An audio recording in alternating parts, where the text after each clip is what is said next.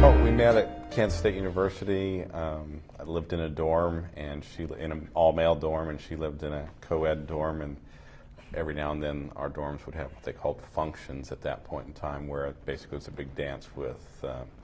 At that point in time, they had alcohol, but we weren't drinkers. It just happened to be that was the big draw. So anyhow, we invited our floor, invited her floor over, and that's where we met. I think for us, I think because of who we are, it just started to develop naturally. We were comfortable with one another. I think initially we were both pretty shy people, and so the fact that we could even talk to, as far as I'm concerned, that I could even talk to him, meant that there had to be something there. That first year was definitely an adjustment. It was kind of funny, the first year we had different lunches. She had first lunch and I had second lunch or something like that. And everybody said, and everybody's, well, oh, that's so sad. Yeah, but to us it was no big deal because we hadn't had lunch together in like forever, type thing. So the fact that we didn't have lunch then was no big deal. Now it might be a different story. Now it's probably different. We do have the same lunch, and it's kind of nice to be able to have that time to communicate in the middle. About a year and a half ago, I guess. A year and a half ago, yes. We got invited. This may seem a little funny, but we got invited to join a bridge group with some other folks we play bridge with. So we do have fun with that. It's only once a month, but it is a lot of fun.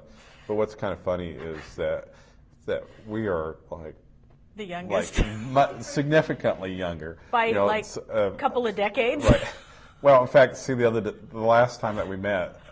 We have dinner before we have bridge, and we were having dinner. I was chatting with this one lady, and she tells me that she grew up in Wichita. I said, "Oh, really?" So I grew up there too. Which high school did you go to? And she said, "I went to North, and that's where I went." I said, "So when did you graduate?" She graduated 40 years before I did. So it was like, okay. So you are in your... we don't have a peer group. We're with kids all day and old people. But then we started doing things. We did some things together. We have, they have the big fundraising weeks at the Edmond High Schools, and we do the teacher talent show. Okay, we try to do that sometime. Well, the kids' favorite is the year we did Anything You Can Do, I Can Do Better. Yeah, oh, well, except the shower one, too. Well, that was... Yeah, he came out with a shower curtain around him because he can only sing in the shower. It's probably the little things, the things that you, little bathroom routines, or the which side of the bed you're going to sleep on, or do you listen to music? Do you listen to music when you go to bed, or do you want complete silence? Those are all kind of little, almost fighting type things that you have to work out when you first get married. Right. So those were, I don't know. I guess those aren't really expectations. Those are just some little road bumps that we had to go through. Just so it's nitpicky things that you don't really think about, that you do have to come up with some ways to compromise, some ways to work through things. I had a radio station I listened to, and it was always music, and I planned my day on the way to school mentally, having driven to school all those years by myself.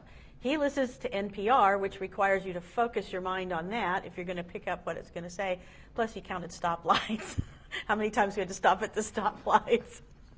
And so we had to... It was an adjustment for me. Last summer, my dad purchased a trip to the Rose Parade for my mother for Christmas. And I was to travel with her because she doesn't like to travel alone, and my dad didn't travel. This last fall, my dad had to have 2 surgeries for subdural hematomas. And he is not able to be by himself and requires care. Randy doesn't deal with medical issues. They make him uncomfortable and that sort of thing. But Randy stepped up and stayed with my dad, so my mom and I could still travel.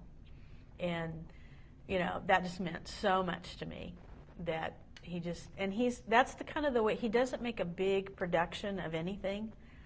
And, if you try to make a big production of what he's done, he just really doesn't like that. But that was hugely, hugely important to me.